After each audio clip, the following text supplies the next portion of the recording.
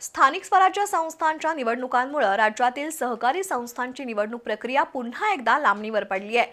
सहकार, पणन आणि वस्त्रोद्योग विभागाने त्याबाबतचा आदेश काढलाय। स्थानिक स्वराज्य संस्थांची निवडणूक झाल्यानंतरच ग्रामीण भागात सहकारी संस्थांची निवडणूक प्रक्रिया सुरू होईल।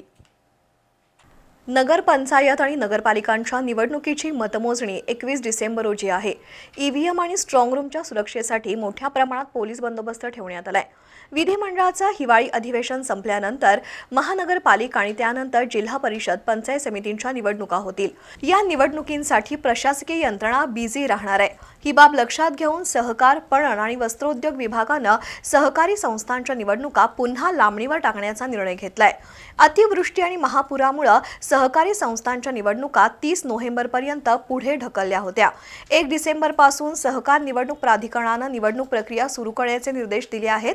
त्यानुसार अनेक सहकारी संस्थांची मतदार यादी तयार करण्याचे काम सुरू झालंय। ज्या सहकारी संस्थांची प्रारूप मतदार यादी प्रसिद्ध झाली आहे त्या सहकारी संस्थांची अंतिम मतदार यादी तयार करण्याचे काम सध्या सुरू राहील। पण अंतिम मतदार यादी तयार झाल्यानंतर पुढील प्रक्रिया स्थगित ठेवली जाईल। न्यायालयीन आदेशानुसार सुरू असलेली निवडणूक प्रक्रिया वगळता अन्य सर्व सहकारी संस्थांच्या निवडणुका सध्या स्थगित झाल्या आहेत।